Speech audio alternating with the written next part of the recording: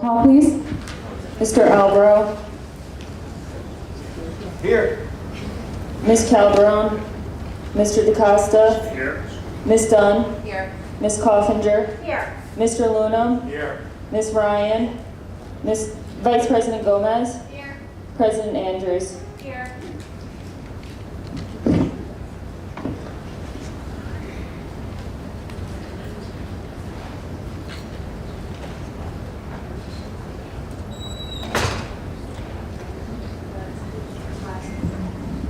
All rise for the flag salute.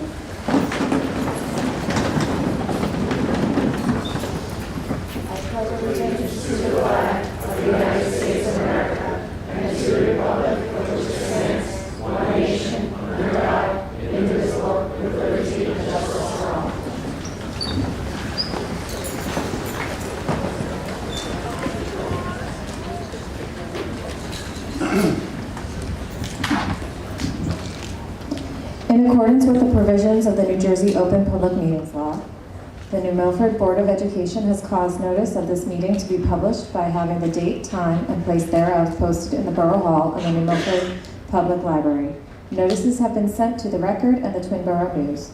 The board announces that under its long-standing policy, it will not discuss in public any comments made by members of the public concerning individual staff members. At this time, please be advised that all cell phones and electronic devices are to be turned off. Meetings of the board are open to the public and all members of the community should feel free to participate. Before coming to the board, the chain of command should be followed. There are two portions of the meeting reserved for comments from the public. The first at the beginning of the meeting for agenda items only, and the second at the end of the meeting for other items. Issues raised by the public may or may not be responded to by the board, but all comments will be considered. The board requests that all members of the public be mindful of the rights of other individuals when speaking. Due to confidentiality and legal rights afforded by the state of New Jersey, members of the public are asked not to speak negatively or in a derogatory manner about any employee of the board or any student.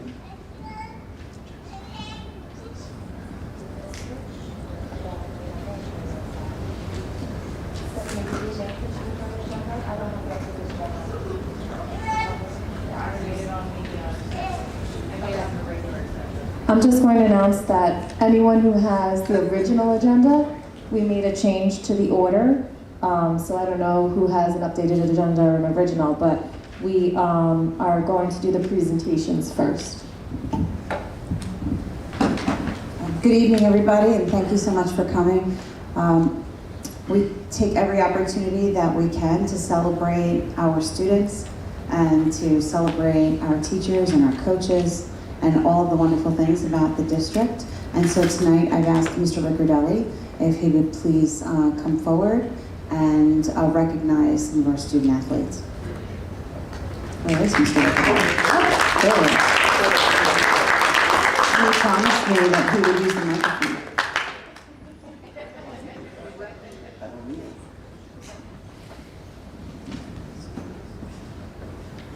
I'm actually using my glasses too to help myself out. Good evening, everyone. For me, this is always a great thing to do. We celebrate any accomplishments of our student athletes. This winter was just amazing. It just kept going for us. It was always something. Every day I had to do something and talk about where we were going, who's got an extra game, who's got an extra match, competition, whatever it was. So I'm actually going to read it so I don't miss anything tonight. Besides the two teams we have present here with us tonight, I wanted to share some other great news from our winter season. First off, we had one first-team All-County swimmer, two second-team All-County swimmers, one All-North Jersey swimmer, as well as an Athlete of the Week. Both basketball programs qualify for the state tournament. And when I tell you that we talked about it before the season, and we weren't sure how it was going to go with basketball this year. We had a young squad. One of our players got hurt before the season. And what happened? We found a way to win a bunch of games. The schedule just fell right for us. We had a COVID issue early, but they found a way to get through, and they both made the state tournament, so I'm very proud of them. Bowling had its best finish in 5 years, included the best male and female high scores for the NJIC, which is our conference. We had a first-team All-County boys indoor track athlete. So that's where we are with some of the accomplishments with those four programs. And now for our teams that are here tonight. First up, our wrestling program. The program qualified for the state tournament for the first time since 2014. It was led by seven all-league wrestlers, as well as 7 county medalists, 4 district champs, 5 regional qualifiers, 3 state qualifiers. This all culminated in our first county championship in school history. It was a great year for our program, which was led by Coach Ray Cotiers and assistant Jeff Bliss. Coach Cotiers, can you come up, please?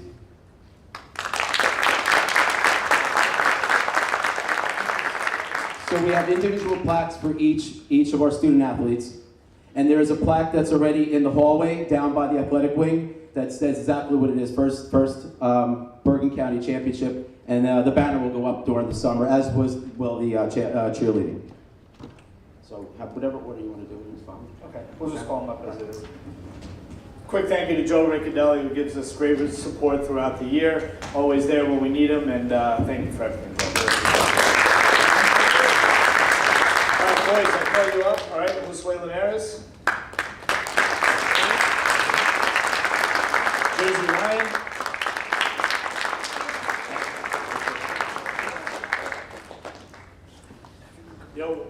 Why don't we do it based on where they're sitting? Aiden Wallace.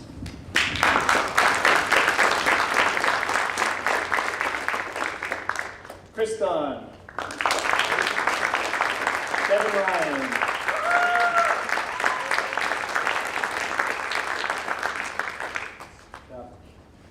We got Nick Mentalto. Ryan Hartung. Cole Pitaro. Jojo Langschultz, and Matt Mulligan.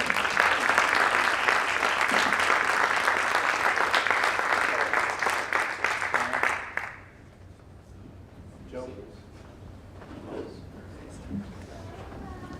Ryan Franklin. Randall Mateo. Sean Mastropiero. Chris Batista.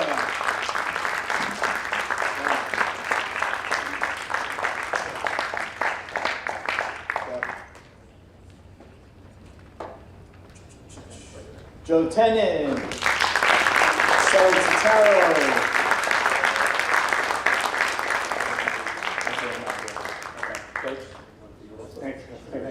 Thank you, everybody. Appreciate the support.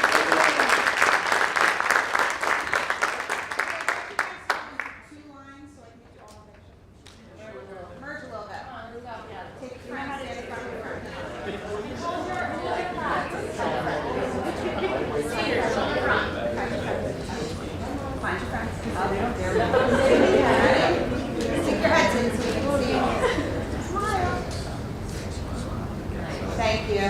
Thank you. Congratulations.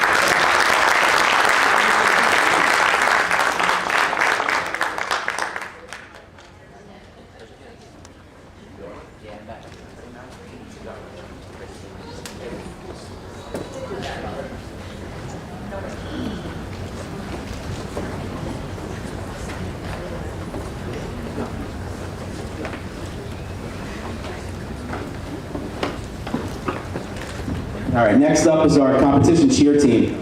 Last year, the team persevered through the COVID season and found a way to compete and culminated in the first state championship in school history. This year was even better.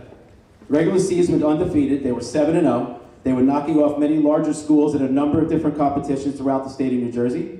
It only got better at the state championship as the girls crushed the competition, winning again and becoming back-to-back champions in 2022. Led by head coach Dana Firo, assistant coach Sage Tormo, the team continues to improve and flat out just win. Please welcome Coach Dana Firo to present plaques to each of her athletes.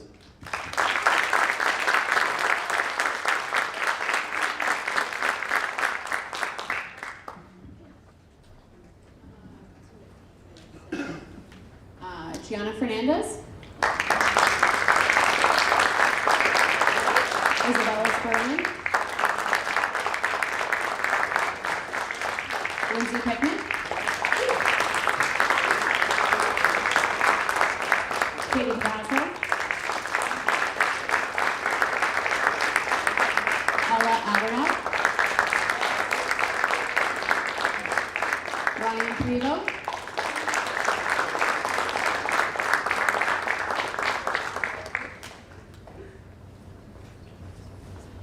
Candace Checo. Sophia Gonzalez. Sorry, Maya Paris.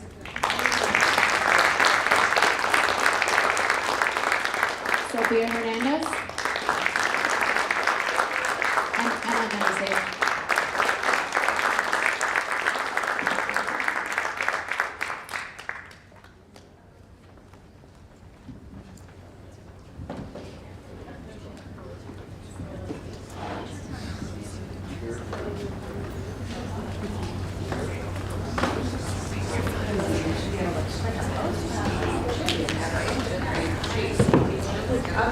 Ladies, big smiles up, please. Thank you.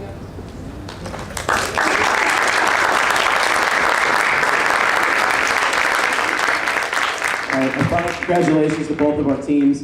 And just same thing I said about the wrestling team, the cheerleading team, their banners. There'll be a banner up in the gym. It's actually in the office. It just came here today. I saw it in my email. And there's a plaque also in the hallway down by the athletic wing. So congratulations again. And our spring has started off pretty well too. So hopefully we'll keep it going. Thank you.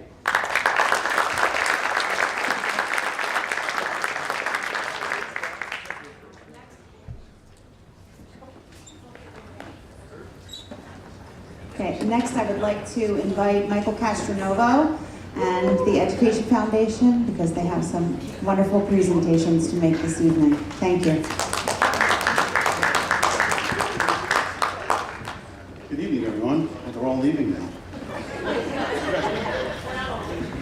Thank you. On behalf of the Ed Foundation, myself, Stacy, Tina, it's been an exciting journey to give back to the school district and to the kids.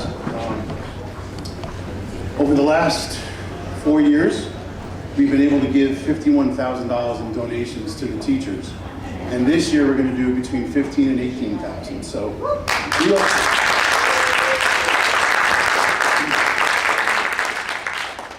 we all want to thank all of you, especially the superintendent, Laura, all the board members, the families who donate and pitch in and volunteer. It's incredible what we can do when we put our heads together. So this year, we've got 12 grants, and all have been approved in some shape, manner, or form. Tim Coughlin and Jessica Toro are getting an outdoor playground with paint and sketches for the kids, and there'll be somewhat of a community center that we can use across the community for everyone.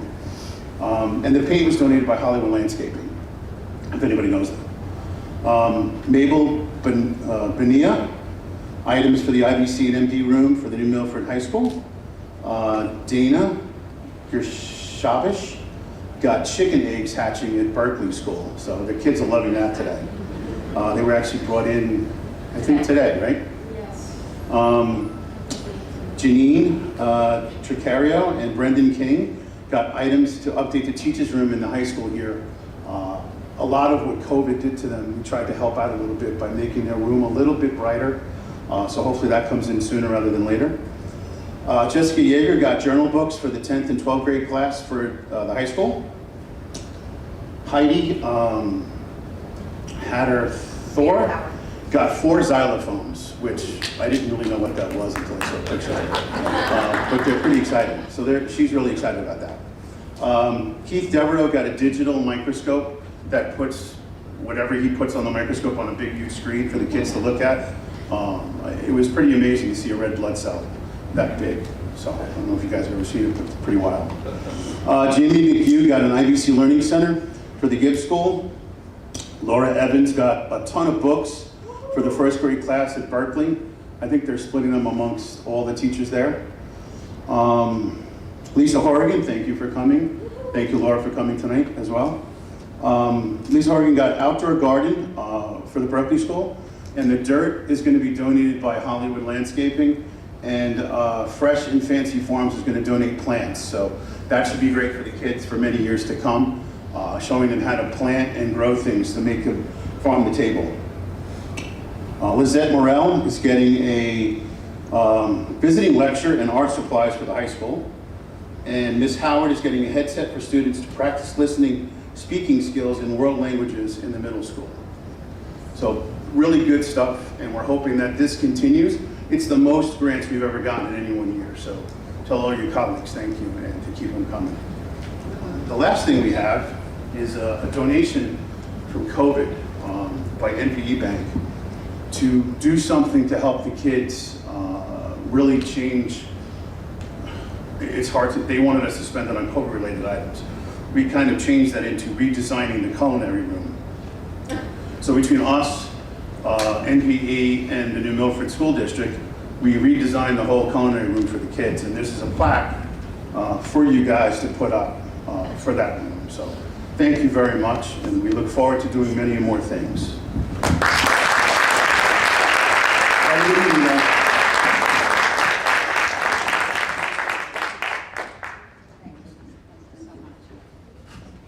Special thanks to the foundation for all that they do to support all the special initiatives that maybe the budget cannot endure, or surprises that come up, and they always manage to support our teachers and support our students. So thank you again to the foundation. And when things come up that the foundation do, we ask you to remember this and to support them at their events and runs and galas and all that good stuff. So thank you. And before we start our business for the evening, I would also like to introduce Ms. Heather Gilgallen and Dr. Whitney Bennett-Perot. They have a special presentation tonight, and they have some students they'd like to introduce to you. Good evening, everyone. I always love coming and sharing with the Board of Education and all of you the wonderful things that our department does. I'm so proud of our staff. I'm so proud of all of our various programs, IBC, Wings Academy, Resource Room, our teachers, our instructional assistants.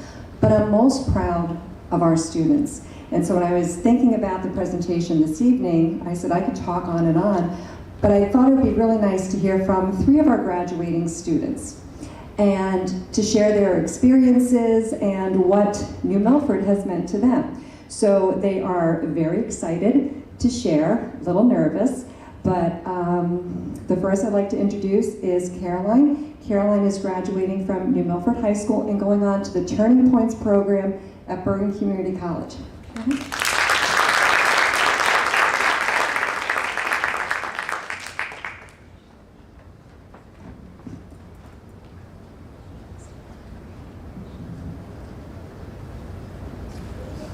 Hi, my name is Caroline Gately. I'm a senior at New Milford High School, and I'm in a transition class where I have the opportunity to go out in the afternoon and work at some different job sites. My first job site was and is at Dunkin' Donuts, which I go to every Wednesday. Here I have learned how to make different types of coffee drinks, work the register, and take orders from customers. My second job site is at Dennis Flowers, which I go to every Tuesday. Here I have learned how to clean, trim, and cut flowers so they're ready to be used in bouquets. I also sweep and restock shelves when needed. My last job site, which I've just recently started at, is at Houndstown in Hillsdale. This is a doggy daycare and boarding facility, which I go to every Monday and Thursday. Here I have swept up the floors and will soon learn how to prepare the food for each of the dogs that get it. In the future, when I'm ready, they will teach me how to groom and give the dogs a bath. I am very thankful and happy that I'm able to go out to all different job sites and become more independent and learn all different kinds of great job skills to use and have in my future. Thank you very much and have a great night.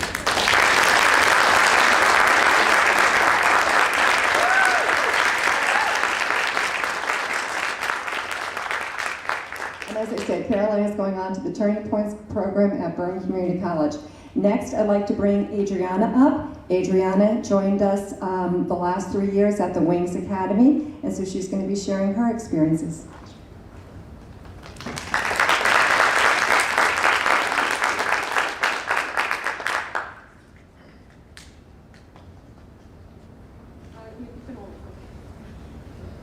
Hello, my name is Adriana. I am a senior at the Wings Academy.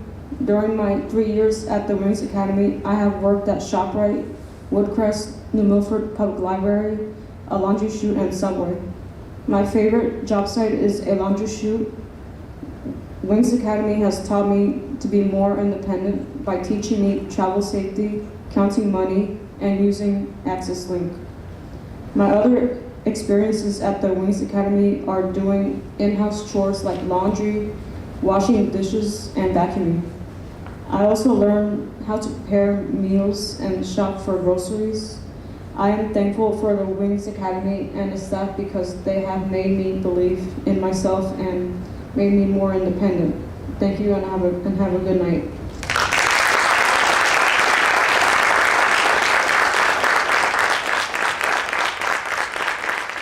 Anytime I stop by Wings, Adriana always has a smiling face and an update of what not only she is doing, but some of the other clients at the Wings Academy also. And last, I'm not crying, you're crying, I have Lauren. I have known Lauren since middle school, and I can't believe that she's leaving us, and I can't be more proud.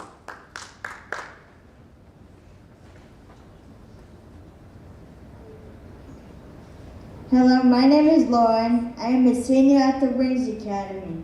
During my 3 years at the Wings Academy, I worked at Shopper, Woodcrest, a laundry chute, and Shift, New Jersey. My favorite work site has been Shift.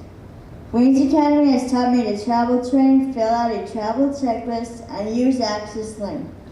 My other experiences at the Wings Academy are writing a resume, job interview skills, how to fill out a timesheet, and working out at the gym. I would like to say thank you to the staff at the Wings Academy, and I will miss them. Thank you and have a good night.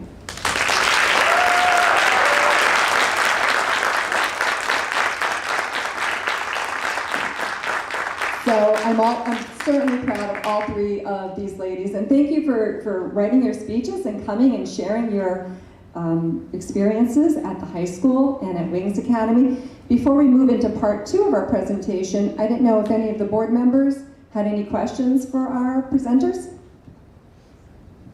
Hi everyone, I'm Tanya Andrews, I'm the president of the board. I just want to thank you. We love hearing from students. We have the students at all grade levels come present to us because it's important for us to know what's going on and hear it from your perspective, not just your teachers. And it's not easy getting up and standing in front of a group of people to speak, and all three of you did an amazing job. So you should be very proud of yourselves. Thank you very much for coming tonight and letting us know, and congratulations on your success. Thank you.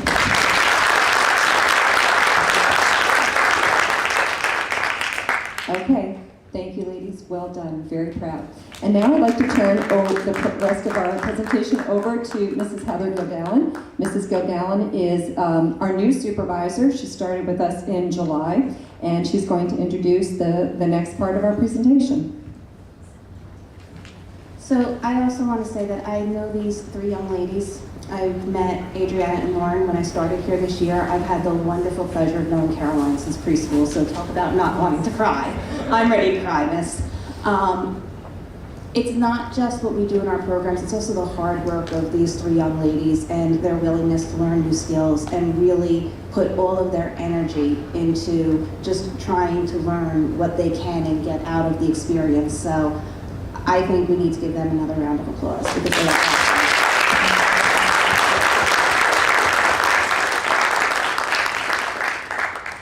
For those of you that are not familiar with our Wings Academy is our 18 to 21 program. It does job skills, it does life skills. We teach so many different skills to our students. And one of the skills, with the help of one of our instructional assistants, Mr. Al, our students actually helped put together the video that we're going to show you. And we just wanted to highlight some of the activities that our students do throughout the school year.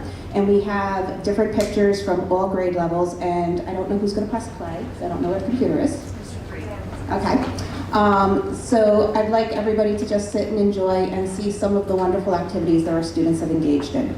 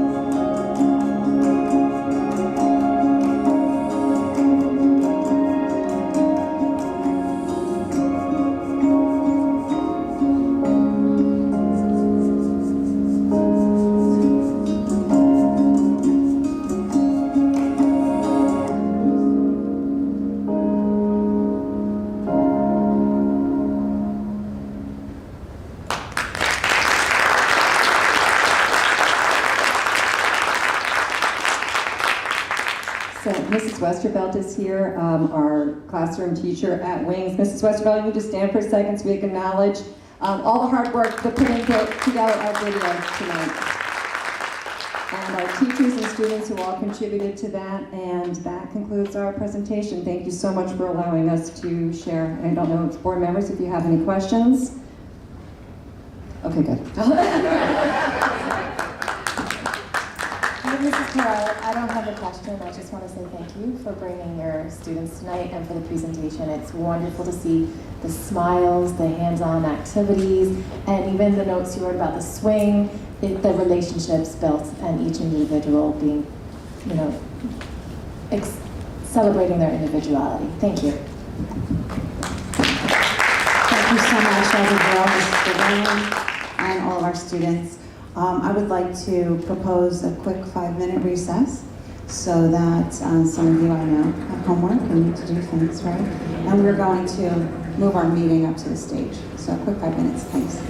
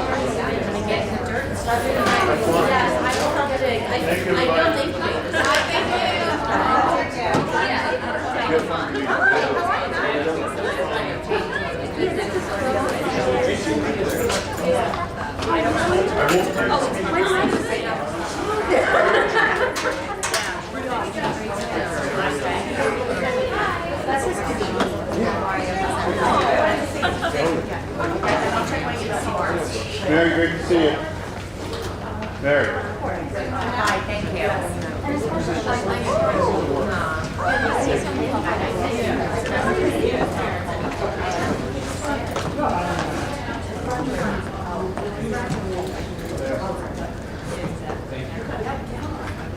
What's that? Turn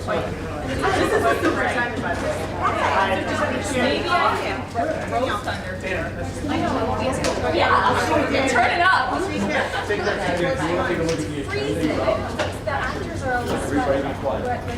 I don't know. It was.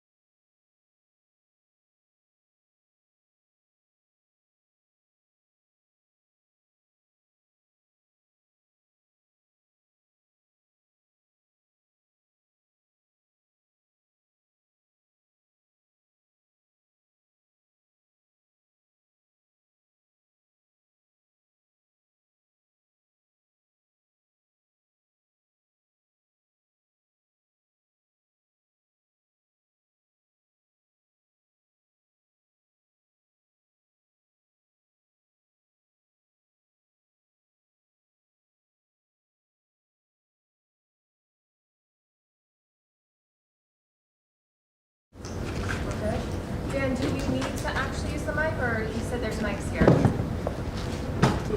Do you want us to use the mics, or are these okay? I would use the mics. Use the mics?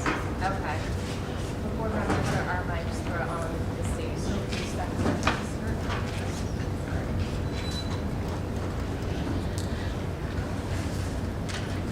Thank you everyone for your patience. This is the point in the meeting where we will now open to the public for items on the agenda. As outlined in the Milford Board of Education Bylaw 0167, each statement made by a participant shall be limited to 2 minutes. Can I get a motion, please?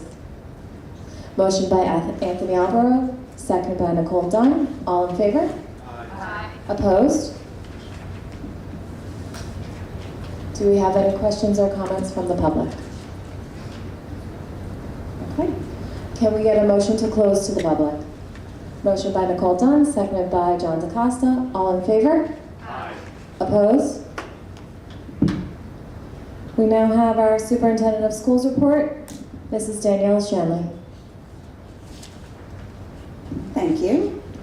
Okay, I have a few things I need to present to you out of formality. I will start with the HIB report. We do have a tracking number here for the record. This is a New Milford High School report tracking number 229185, and that is an unfounded HIB. Then we have one for David E. Owens, tracking number 229404, which is another unfounded HIB. And just for the record, for those of you who are watching, just because something is not founded as an HIB doesn't necessarily mean that it wasn't a code of conduct violation, that there wasn't discipline, or teaching, or some other appropriate intervention that took place. That's important to know. And then for the other, for Gibbs and for Berkeley, we do not have any HIB investigations. Okay, I need to report out to you suspensions. So at Berkeley Street School, we had 2 in-school suspensions for misconduct, inappropriate actions while in the cafeteria. At the middle school, we had 3 individual days of in-school suspension, 1 single day for each of 3 students for fighting and inappropriate conduct. And unfortunately, at the high school, we had a total of 9 days of out-of-school suspension for things like positive toxicology screens, use of vaping, and for fighting. And we had 5 days of in-school suspension for vandalism, vaping, and fighting. And sometimes understand that it's a combination of out-of-school days and in-school days. We do believe that outside of situations where we are required to remove students from school, we like to keep them in school for suspension as much as possible.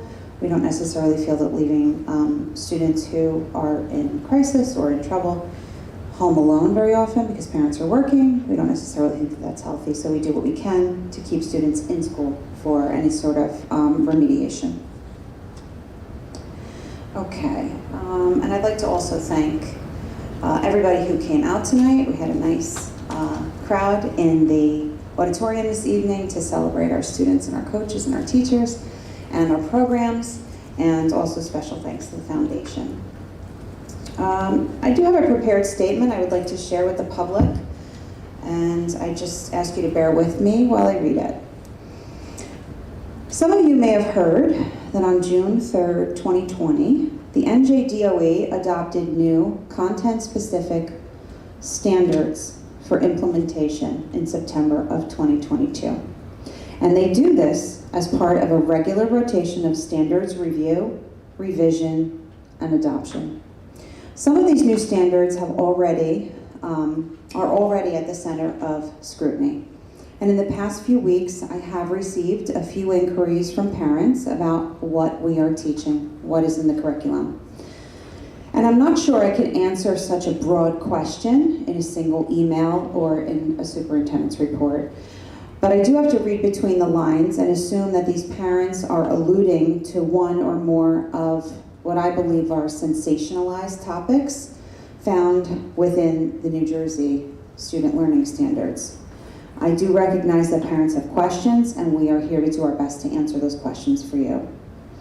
But it's important that this community know that as per the guidelines for the state monitoring process, which we just completed and is affectionately known as QSAC, we will follow New Jersey State student learning standards. As education, we are obligated to do so. As educational leaders, though, we're also mindful of the age of the students, the developmentally appropriate way to broach topics with students at certain ages. We know the certifications of the teachers and the best way to address these sensitive topics across the content areas. This is what we are trained to do. So please know that most of the standards are not new.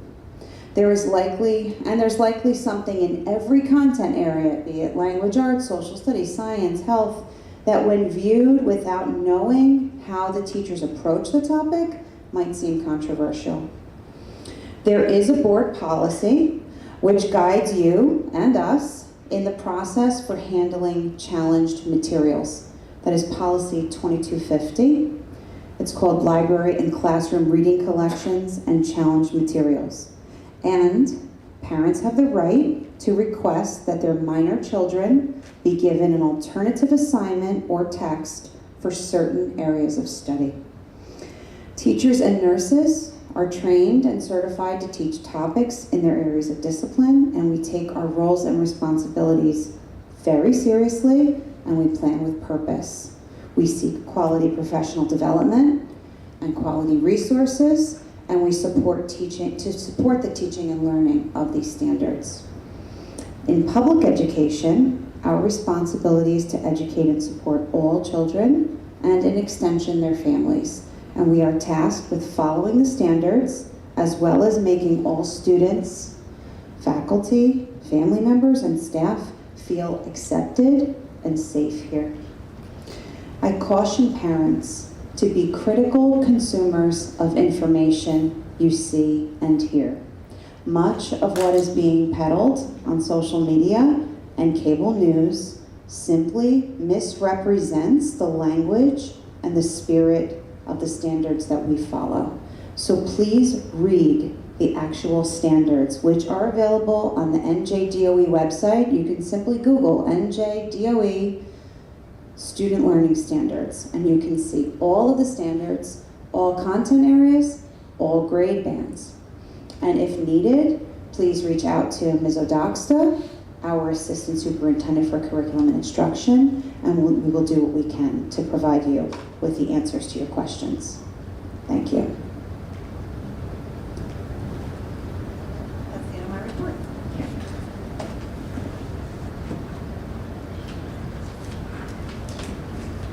Thank you. Do any of the board members have any questions for Ms. Shannon?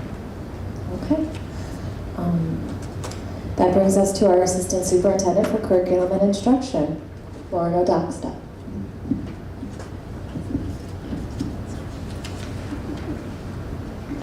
Hi, good evening, everyone. I wanted to start off this evening by sharing an update on our summer plans. Recently, parents received and families received a brochure. This summer, the district will be offering a summer enrichment academy for students in kindergarten through grade 8. All classes will run Tuesday, July 5th through Thursday, July 28th. Our summer academy coordinator or director, Mr. Saffer, has organized a variety of course offerings, some of the topics which include music and movement, arts, crafts, and more from the Spanish world, Color Me Mine Plus, Logic Masters, Design Your Own Graphic Novel, ELA escape rooms, mindfulness and SEL, Japanese, STEM survival challenge, and digital design with 3D print. The K-8 enrichment offerings for this summer provide cross-content learning opportunities and will appeal to a variety of student interests and ages. The program is being funded by ARP ESSER. That is one of the grants that we previously spoke about, the third pot, if you will, and it will run at no cost to parents and families. If you are interested, please see the brochure with a description or overview of the course offerings as well as the days and times that each session will be running. I want to give you a little update tonight on testing. High school AP testing for 11th and 12th graders will take place May 2nd through May 12th. We are also resuming the regular administration of the New Jersey Student Learning Assessment, or NJSLA, in ELA, math, and science, which will be underway during the month of May. Students in grades 3 through 9 will take the NJSLA in ELA and math. Students in grades 5, 8, and 11 will take the NJSLA in science. I have all of these dates. It's going to sound like a lot, but in case you want to jot something down, get your pen ready. Grades 3 through 5 will be testing in English Language Arts, May 2nd and May 3rd. Math, May 4th through May 6th. Grade 5 only will be testing in Science, May 9th and May 10th. And makeups for both elementary schools, grades 3 through 5, will take place May 11th through May 20th. In grade 6 through 8, students will be testing in English Language Arts, May 9th and May 10th. Math, May 11th through May 13th. And only students in grade 8 will be taking Science, May 16th and May 17th. Makeups for our 6th through 8th graders will be taking place May 18th through May 20th. And in the high school, we have 9th graders taking English Language Arts, May 16th and May 17th. 9th grade math, or 9th graders who are taking Algebra 1 and Geometry, will be testing May 19th and 20th. Grade 11 only will be taking Science on May 23rd and 24th. And our high school makeups will take place May 23rd through May 26th. As you can see, May is a very busy month. We're kind of getting back to business. We did not take the NJSLA, so this will be the first administration of the regular assessment since pre-COVID. And it is a jam-packed month, so important for us to help get all of our students to school on time, with a good breakfast and well-rested. Every April, Autism Speaks celebrates World Autism Month, beginning with the United Nations sanctioned World Autism Awareness Day on April 2nd. Throughout the month, we focus on sharing stories and providing opportunities to increase understanding and acceptance of people with autism, fostering worldwide support. It's really great to see all of the activities and recognition taking place across all buildings. So I just wanted to share that with you tonight. And that concludes my report. Thank you.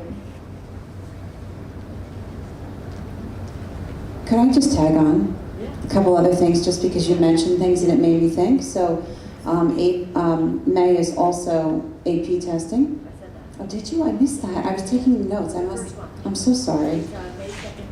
May 2nd through May 12th is AP testing. And I also wanted to mention the extended school day, extended school week program that we're going to be beginning at the top of May. So with the third pot of our ESSER money, we wanted to target our high school students with programs. So we will be offering an arts program, an extended school day, extended school week with the third pot of money, and there will be an interest meeting and workshop for all students who are interested in a summer production.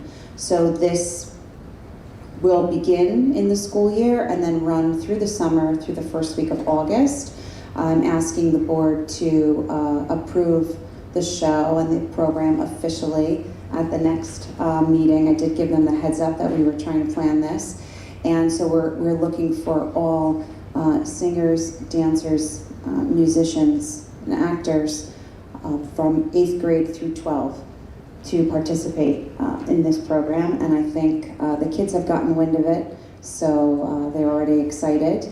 And we're really looking forward to doing something for the high school students. You know, most of the high school students have access to sports and they do things all year long and in the summer sports camps, but we really haven't targeted the arts. And we have a lot of students who are very interested, so we wanted to capitalize on that. Okay, thank you. Thank you very much. Do any board members have any questions or comments for Ms. Sodaksta?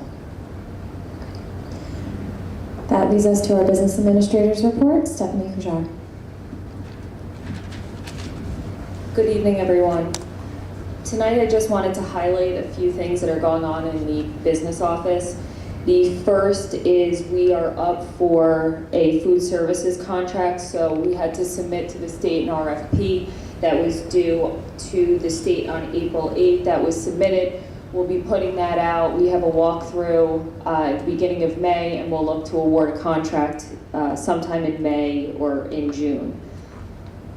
Moving on to facilities, we had a facilities committee meeting that highlighted a few items. I just wanted to speak about a couple of them. One is a project as the last secure vestibule in the district that'll begin and be completed over the summer. That's the board office vestibule, and that would be the last secure vestibule to be done in the district.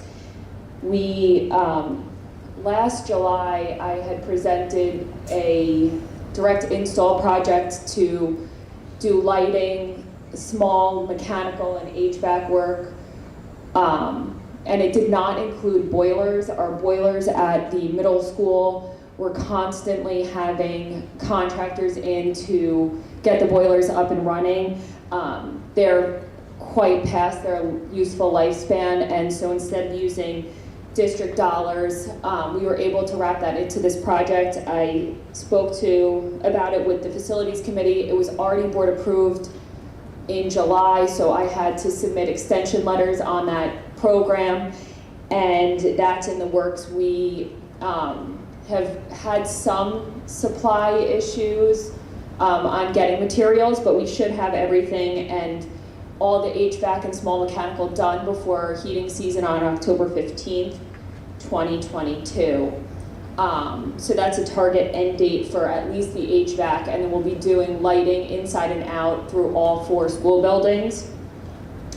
And then the final thing on the facilities front is I have recently submitted the LRFP, but the facilities committee has requested more of a district list of facility needs and upgrades.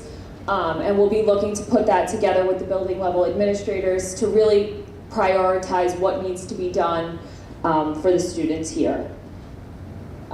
This morning we received the county budget approval, so that will be next Wednesday evening, will be the state of the district budget presentation.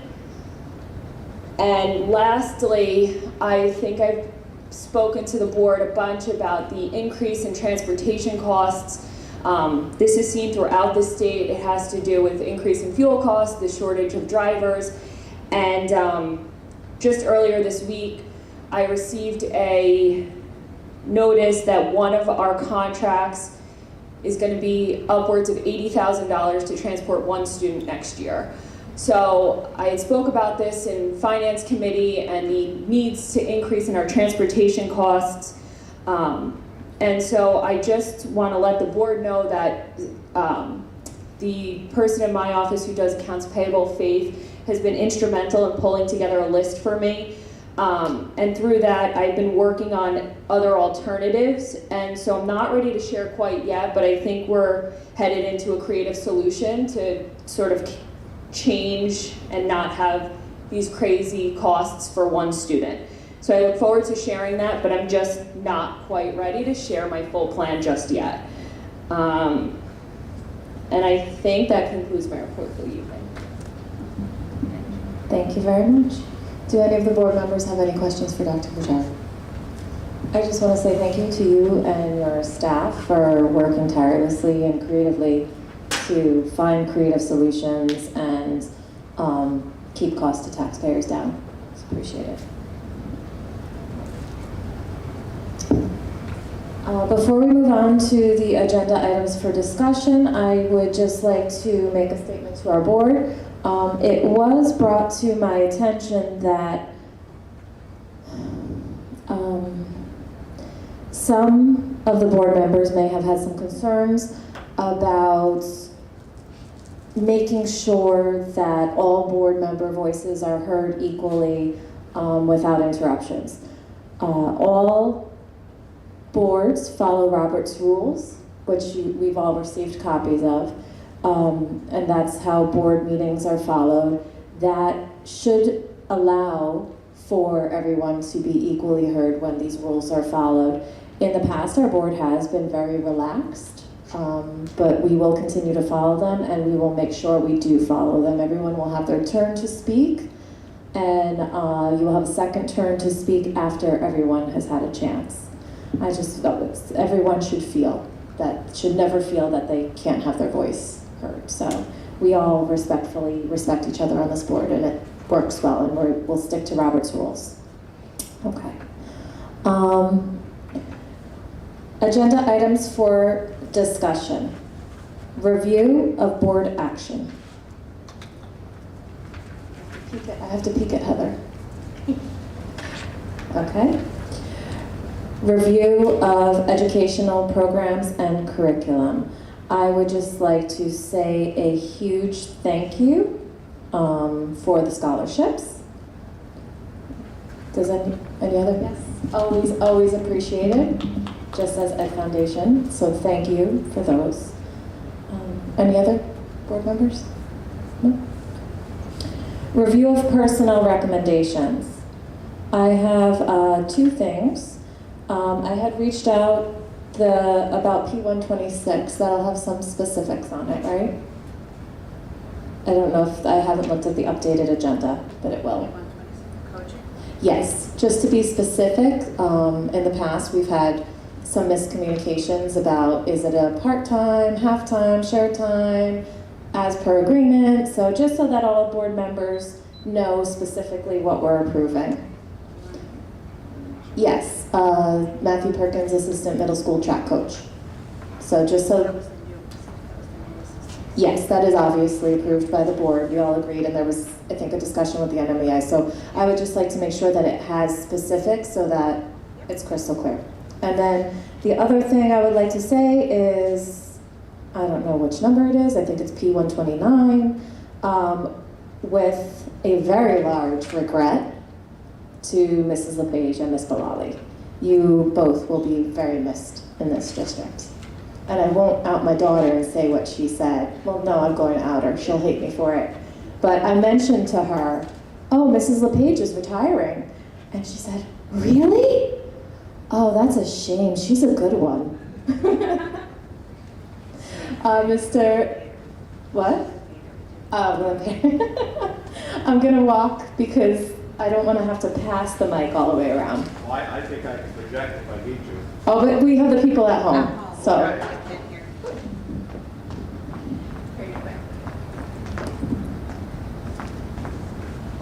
I just have two questions about personnel.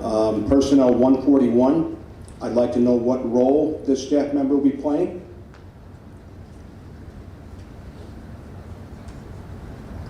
I will find out.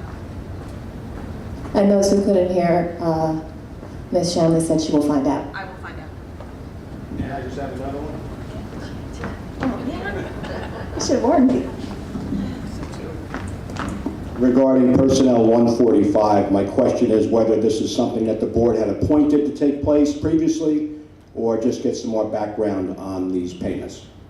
So the way I understand it, there are positions that are appointed as part of the Schedule B or contract, and then there are positions that are paid with proceeds from the musical. So that's what these are. They're not paid for by the district.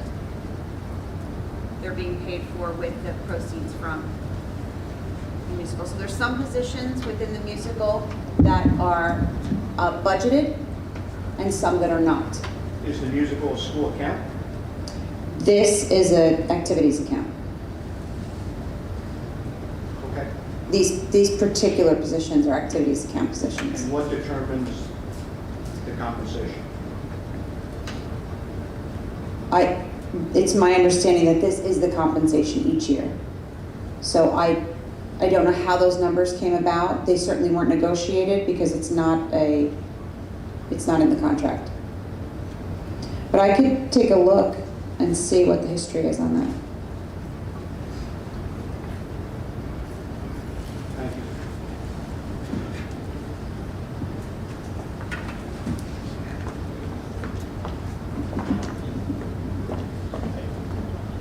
My question's on P131 through 139. Will those attachments become live, and if so, do you have any idea when? We're actually reviewing them tomorrow. So as soon as they are cleaned up, you will have them. Okay, thank you. Yeah, typically they're released when the regular agenda is released. So this is a tentative for the review, and then the board will receive a regular agenda with all the attachments. Typically that's done on Friday. Thank you. Yep. Any others? Review of finance. Review of facilities. Review of athletics and co-curricula. Okay. Liaison and board committee reports. I think I'm going to go first. We had a finance committee and a facilities committee. And Paige Ryan, who is the chair of one of those committees, is not here, so I'll report out in her place. The finance committee did meet to review the tentative budget, which I don't really have anything to report out because Dr. Kuchar reported on it. There haven't been any changes other than what she reported, and she will be reporting the full budget next week at the State of the Districts meeting. The facilities meeting, also Dr. Kuchar, still my vendor here, we met to go over the scope of work for the last secure vestibule. We also covered the list of facilities needs, which the administrators will be prioritizing. And we went over the direct install, small HVAC, boilers, and all the lighting, which are going to be at no cost to the taxpayer, which is fabulous. Thank you again to your staff. And will be paid with the ESSER funds and through the savings from those items. Are there any other committees, reports, or liaisons? No? Okay. Yes, and also, we did have a county, between that today and the last meeting, there was a county board meeting, and Cheryl Calderon is our liaison for that. She's also not here this evening. Does anyone, I know there were a few of you in attendance with me, does anyone want to share anything? Nothing really of, yeah. Okay. All right, excuse me. If no other liaison or committee reports? I see Councilman Seymour, I don't want to forget about you. Do you have anything? I do, but I didn't. Sorry. I'll come to you. Thank you.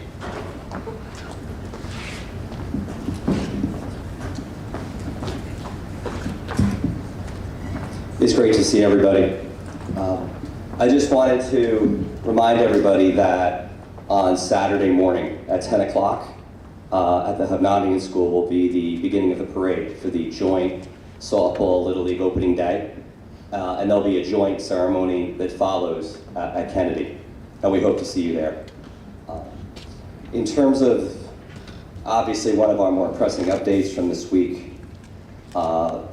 in the aftermath of the terrible floods that hit our community a week or so ago, the county executive invited officials and mayors from New Milford, River Edge, and also Oradell to meet with him, as well as officials from Suez and Biola, to discuss solutions. We're forming a coalition and an alliance with our neighboring towns, again, specifically River Edge and Oradell, to work together along with the county to try to come up with solutions to keep our residents and keep lives and property safe along the Hackensack River and all of our communities. In the near future, there'll be additional meetings with officials from the New Jersey Department of Environmental Protection, who are obviously going to play a very important and crucial role in carving out long-term solutions. It may just be the beginning, but it's an important first step in helping our community solve what's been a crisis that's impacted so many of our residents and families for far too long. So once again, we want to thank all of you for your support and let you know we stand with you. We're privileged and honored to be your partner. Thank you.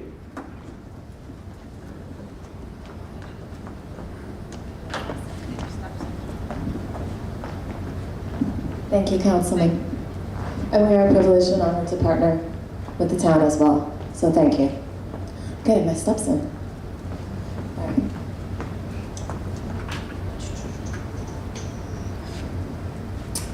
Do we have any additional board items? I just want to acknowledge little packets that the board members received today for Autism Awareness Day. They're from one of the classes? IBC 678. Thank you very much. This was such a lovely surprise. April is Autism Awareness Month, and we all like to celebrate differences and bring awareness. And so thank you very much. These are nice tokens. Appreciated. Anyone else? Okay. Old business? New business? All right. At this time, I would like to open to the public, as outlined in the Milford Board of Education Bylaw 0167. Each statement made by a participant shall be limited to 2 minutes. Can I get a motion, please? Motion by Stephanie Coffinger, seconded by Nicole Dunn. All in favor? Opposed? All right. So, sorry. Okay. Well, I don't know if my... Here, please allow me to give you the mic so everyone can hear you, including the people viewing at home. Thank you. I don't know if my situation is served better privately, or is this a better forum? I mean, you have a little preview of what I'm interested in talking about, but I am very interested in understanding, based on your prepared statement, the specifics of what our children are actually being told and learning. Sounds like there's a lot of leeway to the teachers, which is a good thing and a bad thing. Like you said, they're professionals and they can potentially mitigate some of this stuff to a more appropriate level. But reading the actual documents that you actually pointed to are pretty alarming and pretty inappropriate, in my opinion, for children, or my child, of age. And I really want to get a better understanding of what that is and how I can protect her from that, should I deem it be, not appropriate. At the same point in time, it's been extremely difficult to get any of these details, which only adds to the problem, because now it seems as if there's a shroud of secrecy. And typically, if I were to ask, hey, what's going on in math or science, I get an answer like this. If I were to ask what's going on in this, I don't even know what the title is anymore, type of woke genre, the issue becomes what, okay, I don't know, talk to the principal, fill out some paperwork, talk to the business administrator, which have been awesome, by the way, got me the documents, but the documents don't even say anything in them. So I'm a month out of asking for this, and I haven't gotten one single legitimate answer. Not saying I'm frustrated with that, but I am. The part that's really frustrating is now I'm brewing for a month. I'm thinking, oh my God, it's worse than I thought, because no one can even explain it. And I just think there needs to be a lot more transparency on this issue. I'm sure it's fine. I don't want to react to something I have no knowledge of at this point. But it's a little scary that I can't get that knowledge. And I really want to, most of this curriculum, from what I understand in my research, has really been based on politicians creating it. And child psychologists, educators were not involved in this process. There's no trials. There has been no studies on this, and the data that we have in the year that it's been exposed has actually been pretty detrimental from what I've seen. So I really would like to get a better understanding of making sure, my daughter has enough challenges, she doesn't need anything that would be deemed inappropriate. Okay, so for the record, only because you said to me Dan before, and I was like, I won't forget your name. Mrs. Shanley, I'm sorry to interrupt you. Can we get your name and address for the record? Name and address Yes. for the record. Dan Bright. Name and address. Dan Bright, 288 Grief Drive. What was that, 288? Grief Drive. 288 Grieve Drive. Thank you. Yeah, party on Saturday. Were you in, I just want to, Yeah, okay, you want to ask me? yeah, were you in communication with Ms. Odoxta, our Director of Curriculum. Okay. And what grade are your children in? So my daughter's now in third grade. She's now in third grade. And what specifically are you referring to? As far as what information I'm trying to get? No, what specific topic do you think is so detrimental? Like, could you give me a content area? Sure. Well, the truth is, I haven't been told that, but I'm generally talking about what people in the past have called critical race theory, gender identity, sexual education for kindergartners through third graders. When I actually read the document, it's pretty mature. What document?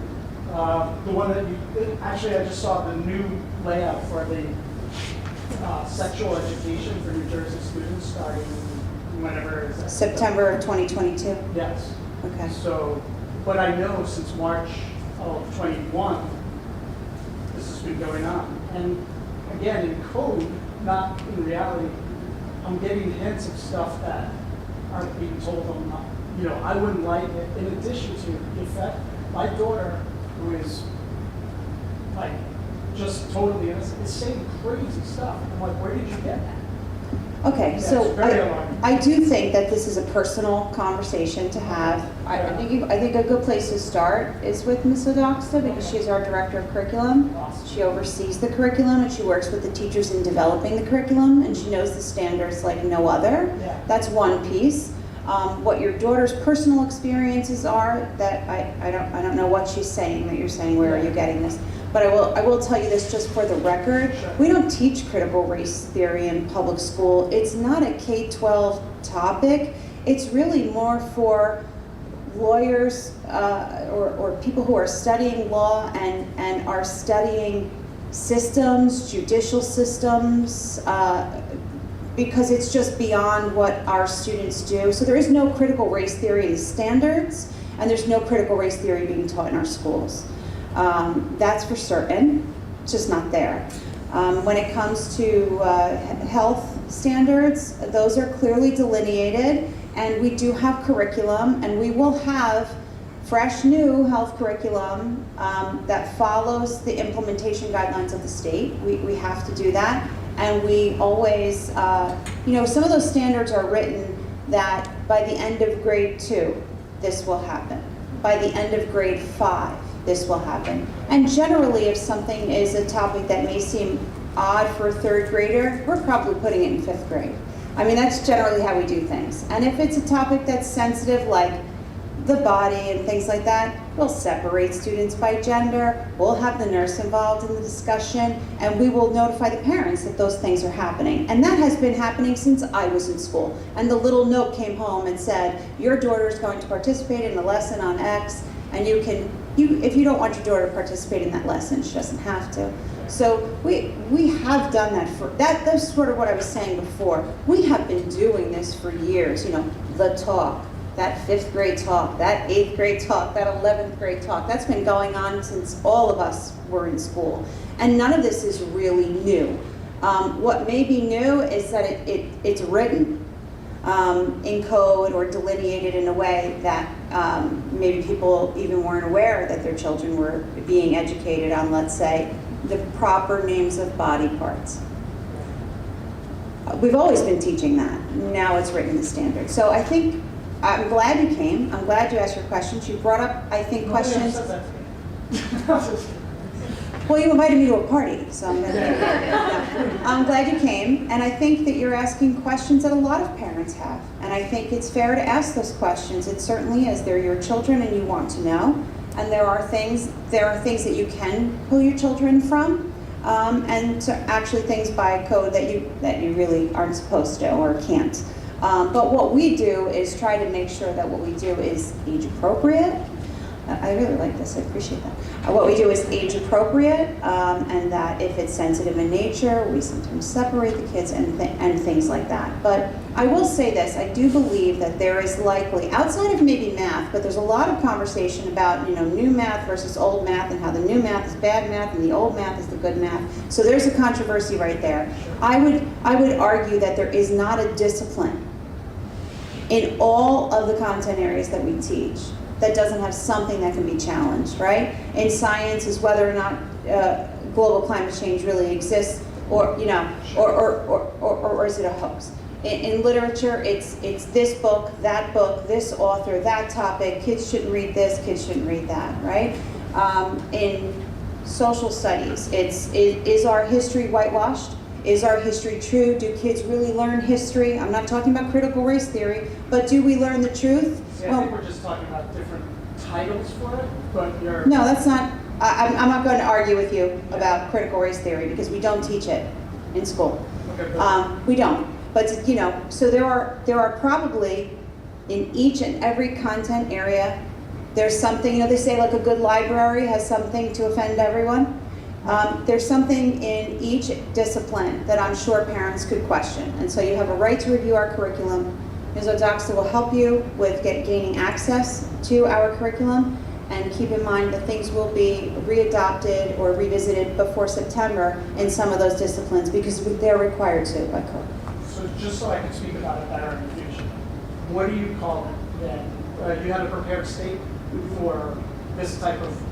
Well, because I received some emails and I knew that there was some social media buzz going on, and so I thought that the parents deserved an explanation, and I wanted to tell them where they could access the standards so that they can read them themselves. Because I think sometimes I have seen, for example, on my own personal Facebook page, friends of mine posting things and saying this is what they're teaching the children, and my response is, where are you getting that? That doesn't exist in any of the state documentation that I have, so where are you getting this? So I know that it's out there, and I want people to be armed with the facts. So that's why I had a prepared statement. Right, so what do you call it that we're speaking about? I'm just saying I'm wrong, so it's CRT. I understand that, and you're probably right. So what is it called so I can just talk History. about it? Talking about history. History. It's history. And that it's taught accurately. The way science needs to be taught accurately and math needs to be taught accurately. Okay. So privately, I'd love to know what that means. Okay? Yeah. Cool. Thank you, Mr. Right. Right. Okay, so you can follow up with Mrs. O'Doxton. Excellent. And if you don't have her contact information, it is on the website. Okay, awesome. Okay, I'm sorry I just called you Mrs. Ms. Okay. Are there any other questions or comments from the public? In that case, I seek a motion to close to the public. Motion by Nicole Dunn, seconded by Joseph Luna. All in favor? Aye. Opposed? Are there any other board member requests for additional information? I have to peek at Heather. I hate this setup. Okay. In that case, I would like a motion to adjourn. Motion by Stephanie Coffinger, seconded by John DeCosta. All in favor? Opposed? This meeting is adjourned.